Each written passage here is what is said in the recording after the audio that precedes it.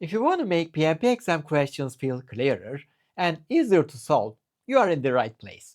Whether this is your first video with me or you've already watched some of my golden tips before, today's session will help you understand how to apply those ideas inside real PMP style questions, especially predictive ones. We're gonna walk through long scenarios, tricky details, and those classic options where everything looks correct at first glance. Step by step, you will see how the right patterns guide us toward the best answer. And just so you know, next week we will do the same thing for agile questions. That one will be just as fun and just as helpful. So let's jump in and turn strong concepts into strong answers.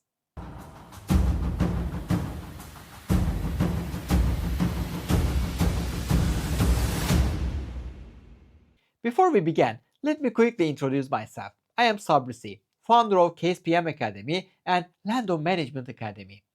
I teach the best-selling PMP exam prep course on Udemy, and thousands of students have already passed their exams using the strategies we covered together.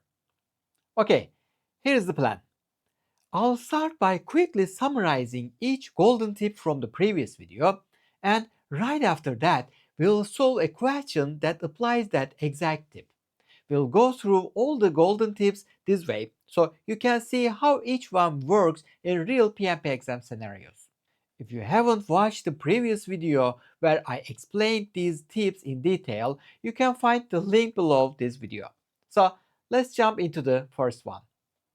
Our first golden tip was about the change requests. The key rule for change requests is simple.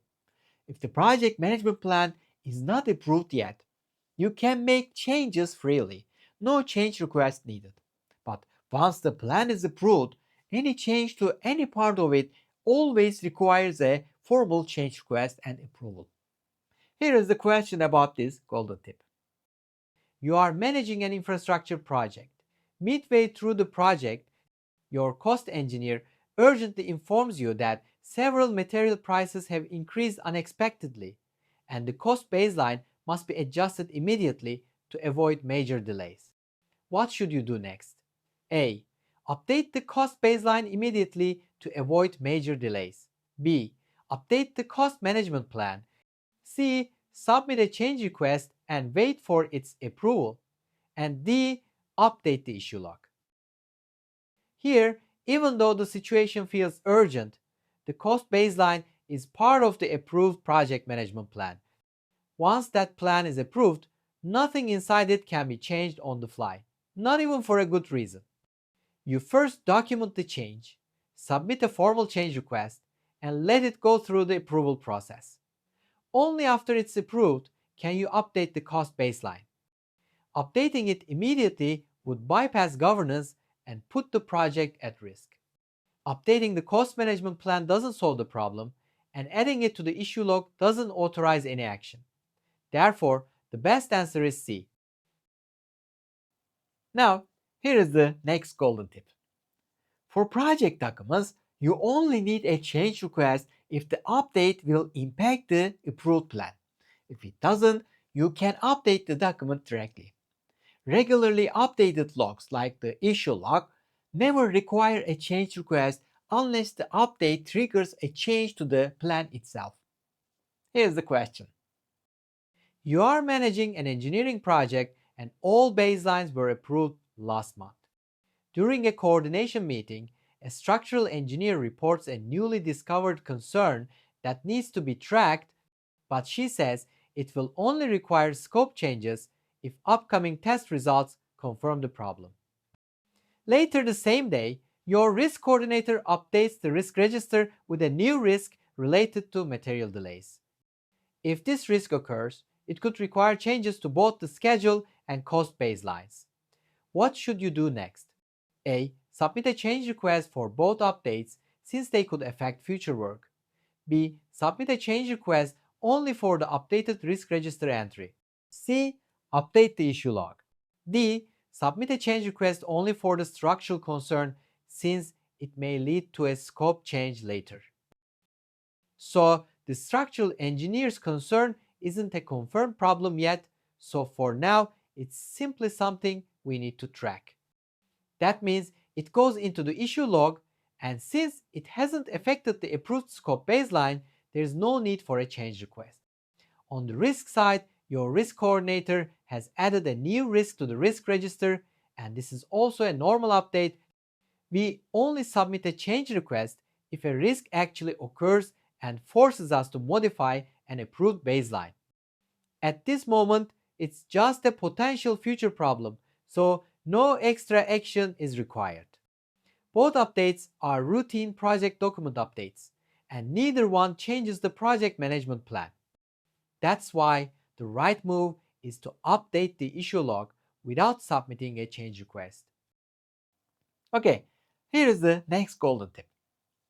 We deliver exactly what the scope defines.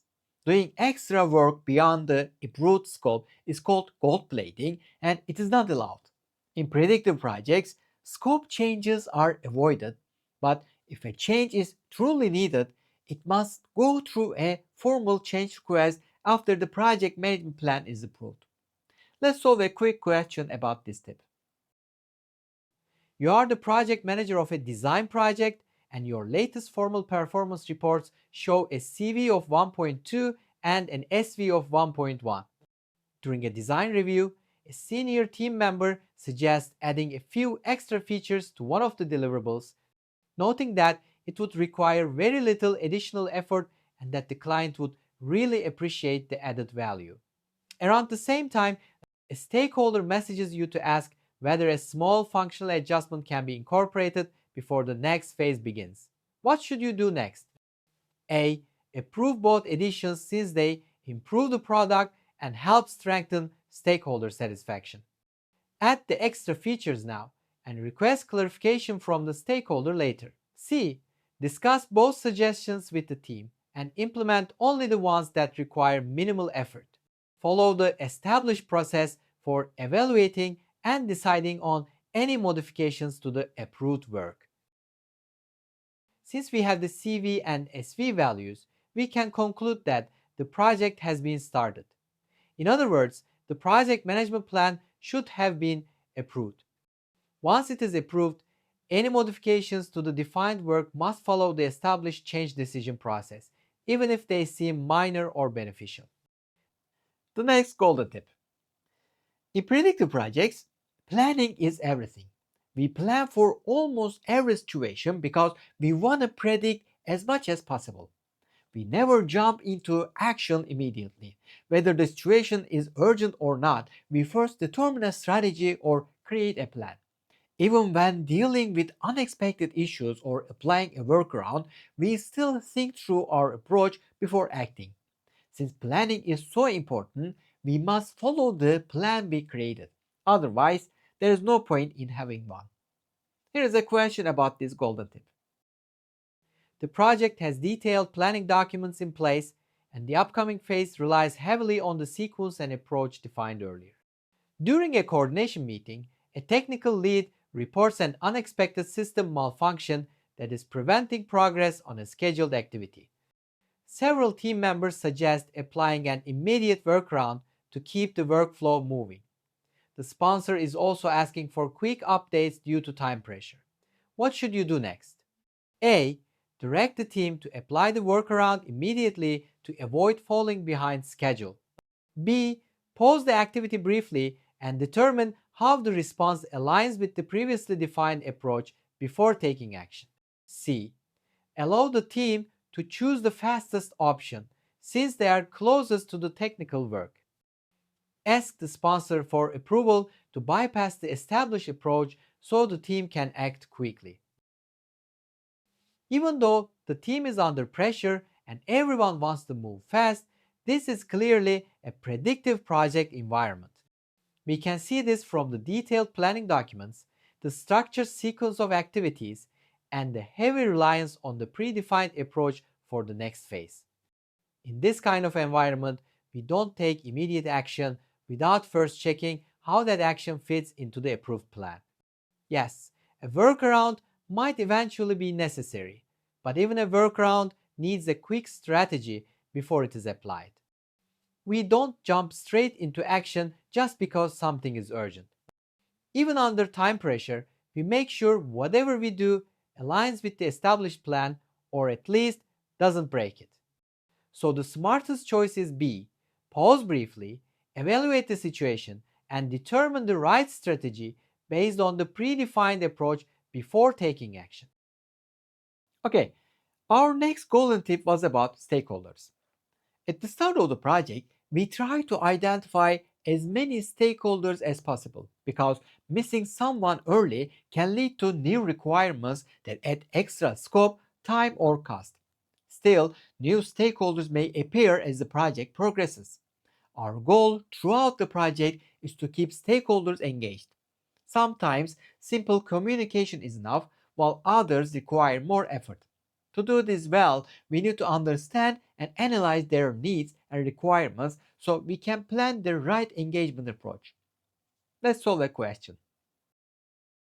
Midway through a project, a department that was not involved earlier appoints a new representative who requests participation in upcoming reviews. During an introductory discussion, she mentions several expectations that were not part of earlier conversations. The team is concerned these expectations might influence certain deliverables, while some existing stakeholders have already begun asking for more frequent updates. What should you do next? A. Add the new expectations directly into the work so all stakeholders feel included. B. Inform the team to continue with the current plan since changes at this stage would cause delays. C. Evaluate the new stakeholders' needs and reassess how to keep all stakeholders appropriately involved. Ask the sponsor whether this new stakeholder should be ignored to avoid confusion. When a new stakeholder enters the project midway, it's completely normal for them to bring new expectations or concerns. That doesn't mean we immediately change the work or ignore them. Our first responsibility is to understand who this stakeholder is, what they need, and how their expectations might affect the project. We don't add their expectations directly into the work. That would be option A, because that could introduce scope changes without analysis or approval. And we definitely don't brush them off or stick blindly to the plan just because we're mid-project. Option B ignores the fact that stakeholder engagement is an ongoing activity. Option D, asking the sponsor whether we can ignore them, is also not appropriate. If someone is a stakeholder and can influence the project, we need to take them seriously. So, the correct next step is to evaluate these new stakeholders' needs, understand their expectations, and then look at how to adjust your stakeholder engagement approach so that both new and existing stakeholders are appropriately involved. Before we continue, let me pause for just a moment and say this from the heart. If you're finding these explanations helpful, if these golden tips are making things clearer for you, it would mean a lot if you could take a second to like this video. It may seem like a small thing, but it truly helps me reach more learners who are struggling with the same topics you are mastering right now. And honestly, every time you hit that like button, it also motivates me to keep creating better, clearer, and more supportive content for you and for thousands of PMP candidates around the world. So, thank you in advance. It really makes a difference. Now, let's keep going. The next tip. Regular communication helps improve stakeholder engagement. So, if someone isn't as involved as needed, we can meet with them more often or include them in more discussions. Showing that we genuinely care about their input also increases engagement. And when we demonstrate positive behaviors like being honest, respectful, or trustworthy, stakeholders naturally become more engaged in the project. Here is a question then. A key stakeholder who was initially highly engaged has recently become distant during project discussions. She attends review meetings but provides very little input, and her team has started responding slowly to information requests. Meanwhile, two other stakeholders express concern that her reduced involvement may affect upcoming decisions that depend on her expertise. What should you do next? A. Send her detailed status reports more frequently and expect her to become more responsive over time. B. Escalate the situation to the sponsor immediately since her engagement appears to be declining. Meet with her directly to understand her concerns and strengthen her involvement through more meaningful communication. D. Reassign her responsibilities to another stakeholder who shows more interest in the project. When a stakeholder who used to be very engaged suddenly becomes quiet, that's usually a sign that something has changed. Maybe her priorities shifted, maybe she's facing internal pressure, or maybe there's a concern she hasn't voiced yet. Whatever the reason is, guessing won't help. The only effective approach is to talk to her directly and understand what's going on. So, the most effective action is to meet with her, understand what's behind the change in behavior, and strengthen engagement through direct, meaningful communication. This is exactly how good stakeholder management works. Our next golden tip is about conflict management. Conflicts will happen during a project, even if we try to avoid them. So, we need to know how to handle them effectively. On the exam, conflict management questions are common. When choosing the best answer, focus on the option that reduces negative outcomes and increases positive ones. That high level strategy usually points you to the most appropriate way to deal with the conflict. During a planning workshop, two senior specialists begin disagreeing sharply about the approach for an upcoming component. Their debate quickly escalates, and other team members stop contributing.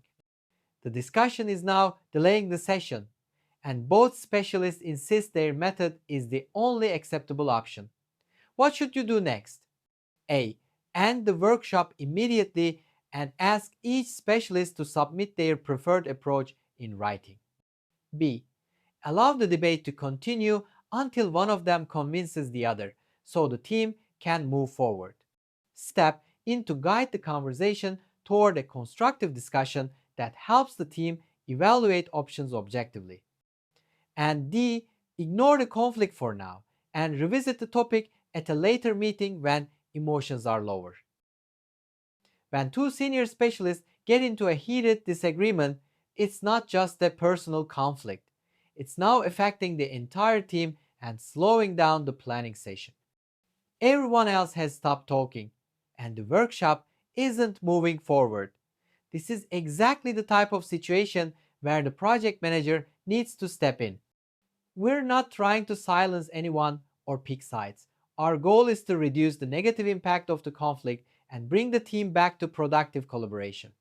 By guiding the conversation, we help shift the focus from my way versus your way to what's best for the project. The next golden tip.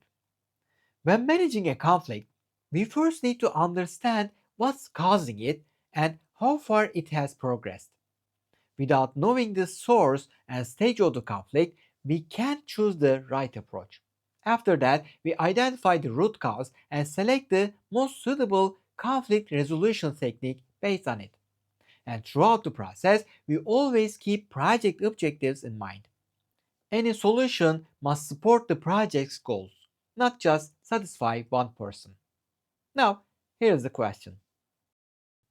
Two engineering leads begin disagreeing during a coordination meeting after discovering that their teams have produced incompatible outputs. One insists the other team ignored previously discussed expectations, while the other argues that the requirements were unclear.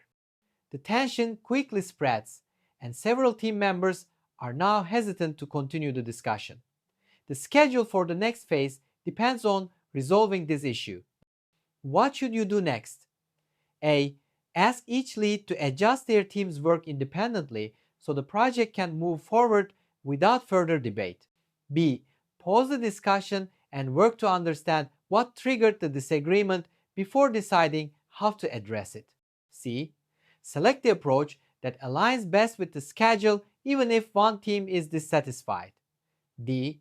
Support the lead with the stronger argument to avoid prolonging the conflict. When two engineering leads start clashing over incompatible outputs, that's a sign that something deeper went wrong. Maybe expectations weren't clear, maybe the requirements were misunderstood, or maybe both teams made assumptions. Whatever the case, the room is tense, the discussion has stalled, and other team members are uncomfortable jumping in. Before we jump to solutions, we need to understand the source of the conflict. This is a key principle in conflict management. You can't fix what you don't understand.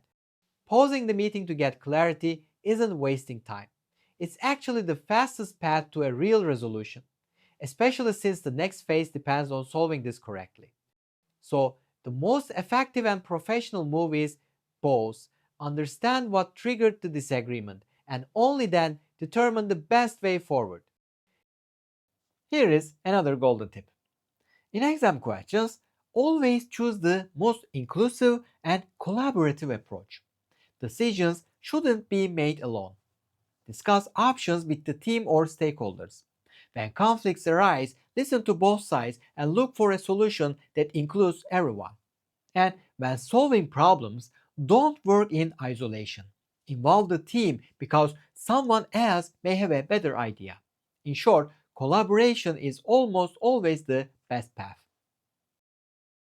While preparing for an upcoming milestone, you discover two possible approaches to address a technical issue that could affect the next set of deliverables. One approach seems quicker but was suggested by only one team member. The other requires more time but may impact several stakeholders who haven't been consulted yet. The team is waiting for your decision and the schedule is tight. What should you do next? A. Choose the faster approach immediately so the team can continue working without delays. B. Select the option that seems most efficient based on your own judgment and inform the team afterward. C. Bring the team and affected stakeholders together to discuss the options before deciding on a path forward. Ask one senior team member to select the most practical option on behalf of the group. Here, even though the schedule is tight and everyone is waiting for your decision, this situation touches multiple people, multiple deliverables, and potentially multiple expectations. That's exactly the kind of moment where being inclusive and collaborative is the smartest move. Yes, one approach is faster, but only one team member has weighed in on it. The other option affects several stakeholders who haven't even been consulted yet. If we skip their input, we risk misunderstandings, resistance, rework, or even conflicts later. So, even with time pressure, the most reliable and professional action is C. Bring the team and the affected stakeholders together, understand the impacts, discuss the options, and then decide. This avoids negative consequences and sets up the project for smoother progress. Now, here comes the next golden tip. We aim for win-win outcomes, not situations where one side gains at the other's expense. Whether creating a contract or negotiating with a subcontractor, the solution should consider and respect the interests of both parties. A subcontractor informs you that the cost of a critical material has increased and they request an adjustment to their agreed price. Your procurement team is concerned that accepting the request may set a precedent, while the subcontractor warns that refusing it could affect their ability to meet upcoming commitments. Both sides present valid concerns, and the schedule depends on steady progress. What should you do? A. Decline the request and remind the subcontractor that the original agreement must be followed without exceptions. B. Approve the adjustment immediately to maintain the relationship and avoid delays. C. Facilitate a discussion with the subcontractor to explore an option that protects both sides' interests. Ask the sponsor to decide which side should receive priority in this situation. In contract or procurement questions, we always look for the win-win approach. Here, both your procurement team and the subcontractor have legitimate concerns. The procurement team worries about setting a precedent, and the subcontractor worries about meeting their commitments. If you take a hard stance With either side, you risk damaging the relationship, delaying the project, or creating bigger problems later. So, the best move is C. Bring both sides together, have an open conversation, and try to find a balanced option that respects the contract, supports the subcontractor's ability to perform, and protects the project's interests. The next tip: it's always better to prevent a problem than to fix it later. When planning or making decisions, we should consider potential risks and take precautions early. If an option helps avoid an issue before it happens, that option is usually the better choice. Here's the question. During a coordination meeting, your team mentions that a recently hired supplier has a history of inconsistent delivery times. No delays have happened yet on your project, but upcoming work depends on receiving several components from this supplier over the next few weeks. Some team members suggest waiting to see how the first shipment goes, while others recommend reallocating part of the work or securing an additional source before any issues arise. You want to keep progress steady and avoid unnecessary disruptions. What should you do? A. Wait for the first shipment to arrive so you can evaluate the supplier's performance with real data. Ask the team to closely monitor the supplier and update you immediately if a delay occurs. Take action to reduce the chance of future disruptions, such as adjusting responsibilities or preparing an alternate source. Notify the sponsor about the supplier's past issues and request guidance before deciding. Okay, nothing has gone wrong yet, but your team has shared a very real concern. This supplier has a history of late deliveries, and your upcoming work depends heavily on them. In situations like this, the golden tip is very clear. Preventing a problem is always better than reacting to one later. Option A, waiting for the first shipment, sounds reasonable, but it's risky. By the time you have real data, it might already be too late, and the delay could hit your schedule. Option B also waits for the problem to happen. Monitoring is fine, but monitoring alone doesn't prevent anything. Option D, escalating to the sponsor, is unnecessary at this stage. Nothing has occurred yet, and this is well within the project manager's responsibility to manage proactively. So, the smart approach is C, take preventive action now. That could mean shifting some internal tasks, preparing a backup supplier, or putting early controls in place. Here is the next golden tip. In predictive projects, the project manager's main responsibility is integration management, bringing all parts of the project together. We can't focus on just one area because every process is connected. A problem in one place can easily affect others. That's why decisions, plans, and strategies must always consider the entire project as a whole. Now, the question. You are leading a project where several teams work on different components that must fit together at the end.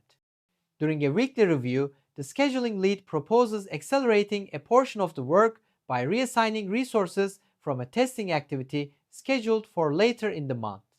The testing team agrees they can adjust, but the quality coordinator mentions that shifting their work may affect upcoming inspections. No formal changes have been made to any documents yet, and each team believes their proposal is reasonable from their own perspective.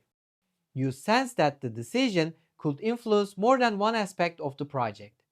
What should you do? A. Approve the resource reassignment since both teams involved agree with the adjustment. B. Ask the scheduling and testing teams to work out a compromise independently. C. Evaluate how the proposed change affects the entire project. D. Delay the decision until the next review meeting to gather more information from each team. This scenario is a classic example of why integration management is so important in predictive projects. Each team is looking at the change from their angle. The scheduling team sees a chance to move faster. The testing team thinks they can adjust. And the quality coordinator is worried about inspections. And none of them are wrong. but each one is only seeing one piece of the puzzle. As the project manager, your job is to look at how all the pieces fit together. Option A seems tempting because both teams agree, but agreement between two groups doesn't mean the change is good for the entire project. Quality and inspections could suffer. Option B leaves the decision in the hands of the teams, but this is bigger than just their areas. They don't have visibility into the whole project the way you do. Option D, delaying the decision, doesn't solve anything. If a change might affect multiple aspects of the project, you can't just wait and hope clarity appears on its own. So the best answer is C.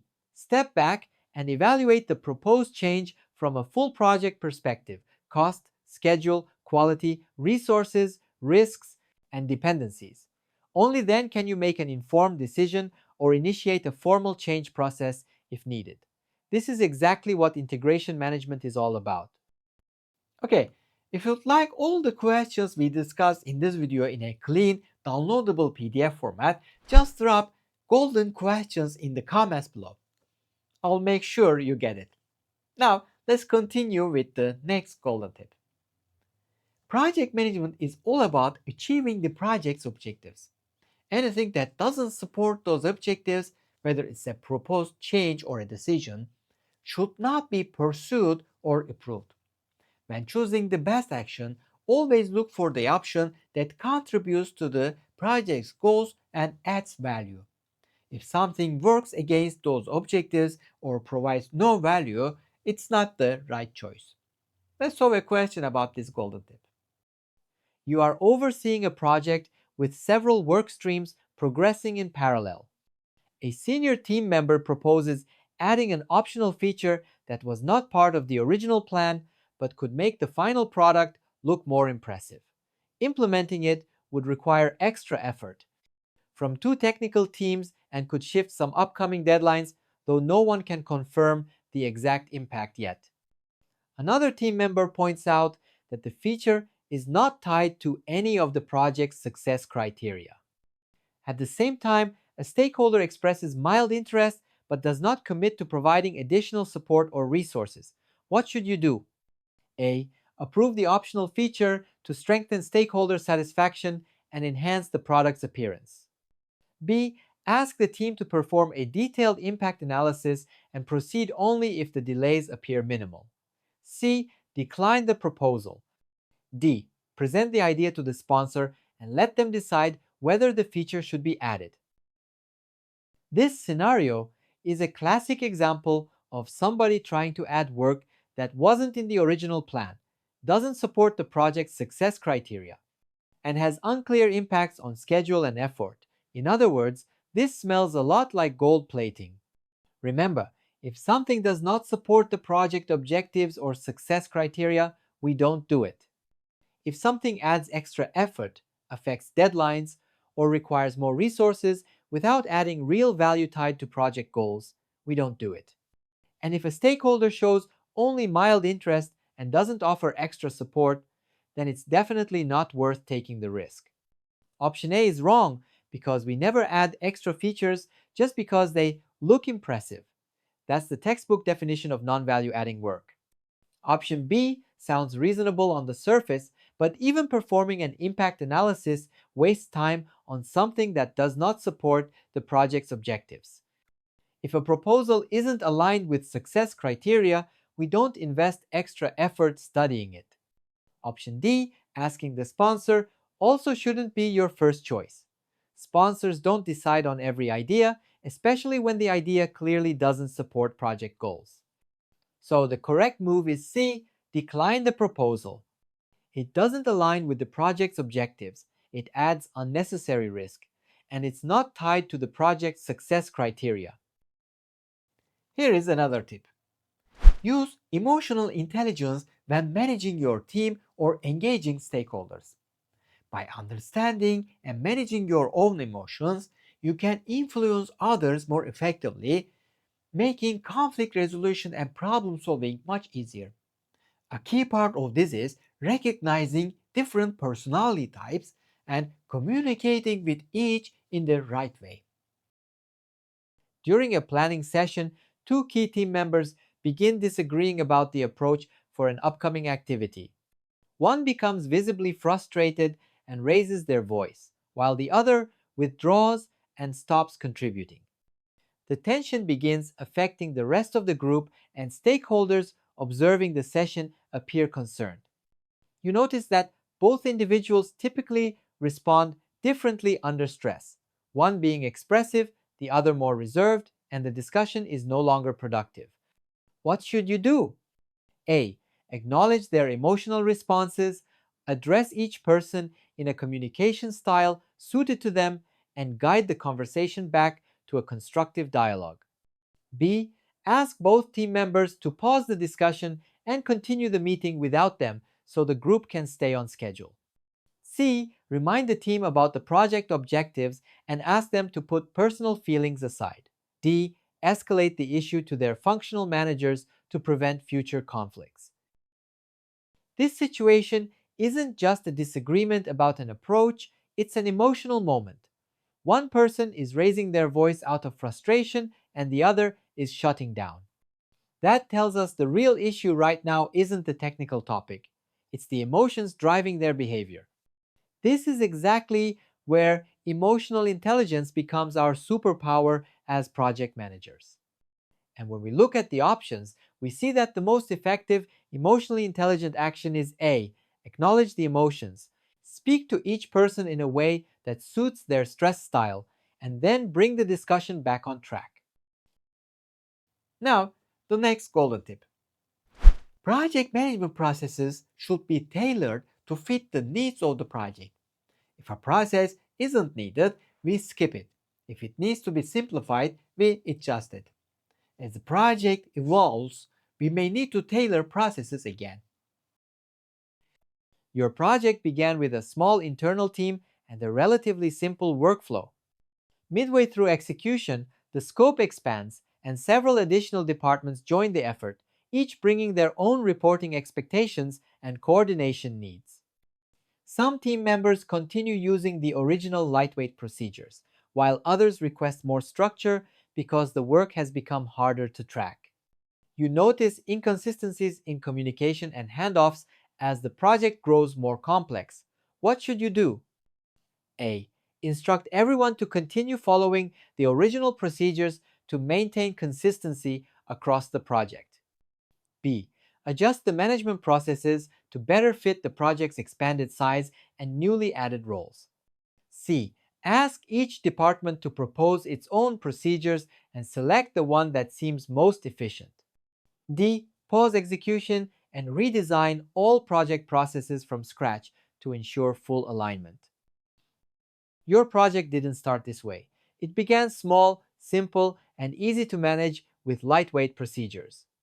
But now the scope has expanded, more departments are involved, and the whole system has become more complex. When a project changes like this, the way we manage it has to change too. If we keep using the old, minimal processes, things will slip through the cracks.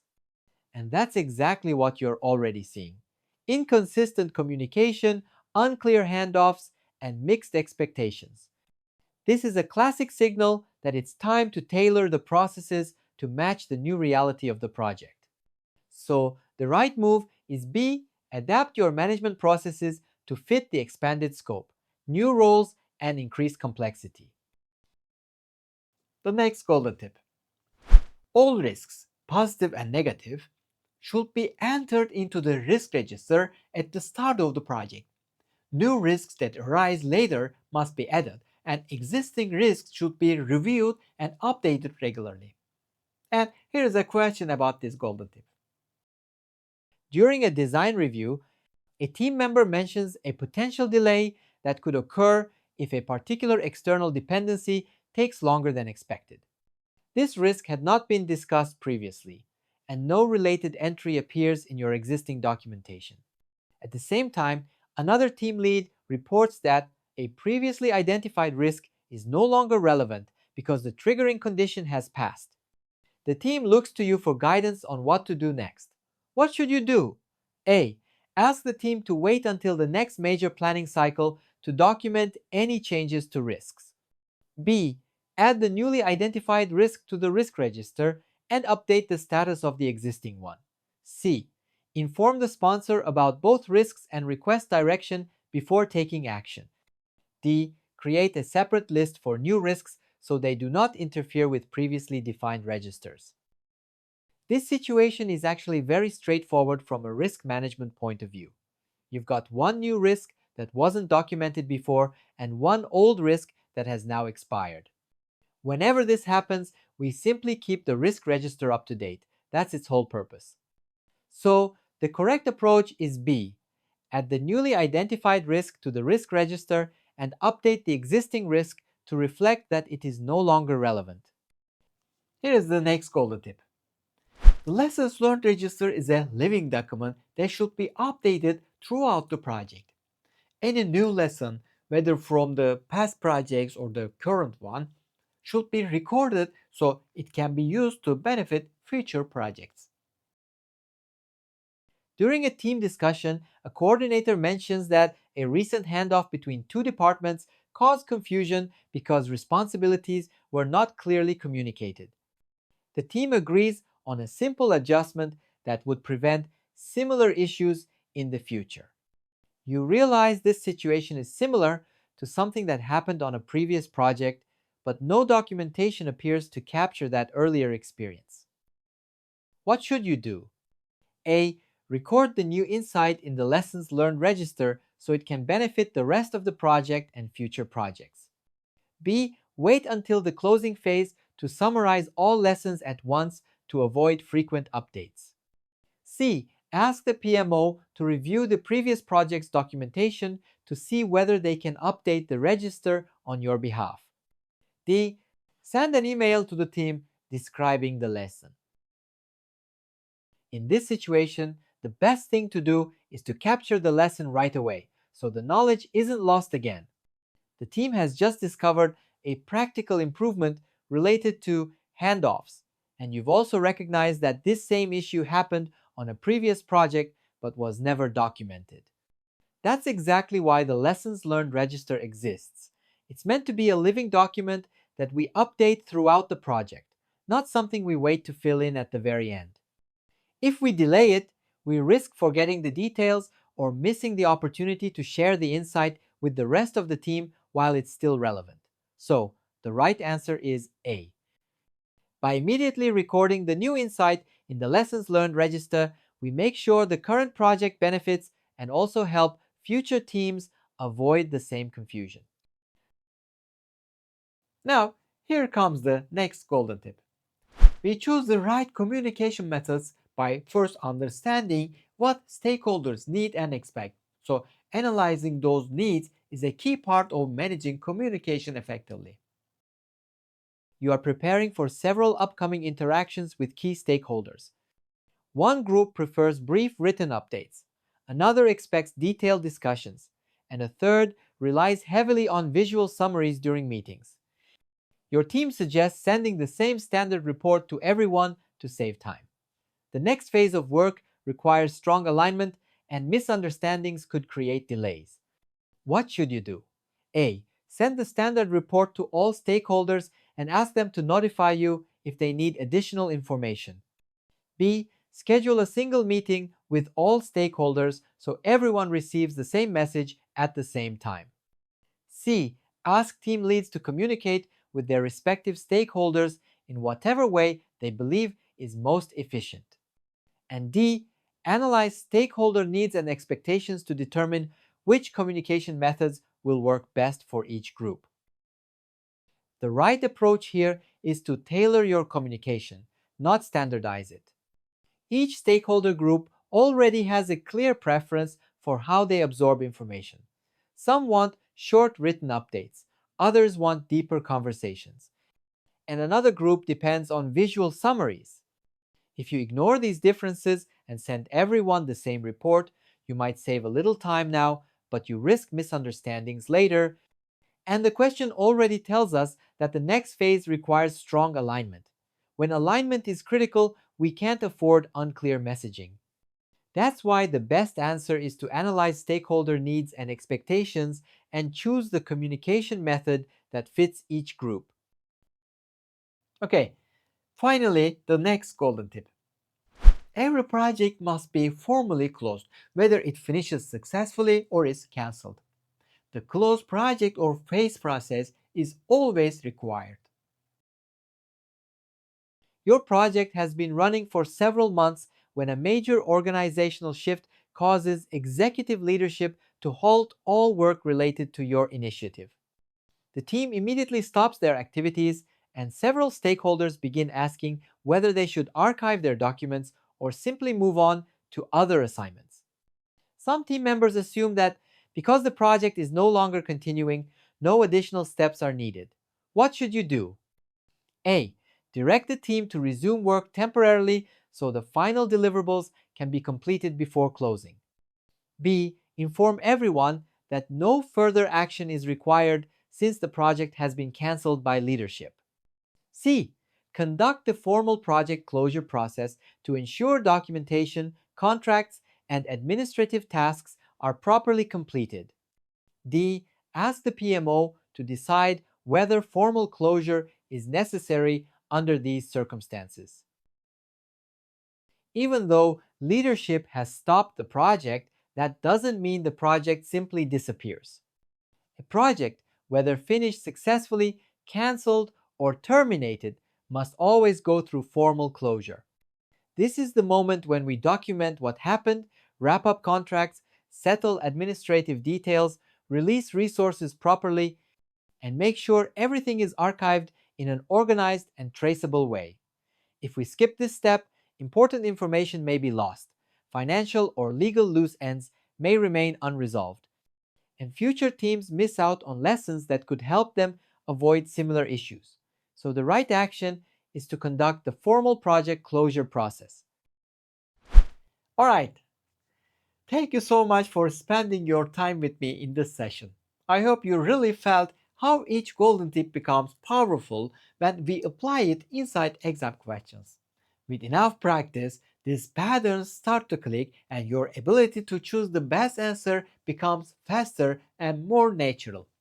Make sure you're subscribed so you don't miss what's coming next, because in the next video we'll switch gears and solve questions built around the golden tips for agile projects. That one is going to be fun. Keep practicing, keep believing in the process, and step by step you are getting closer to your PMP goal. See you in the next video.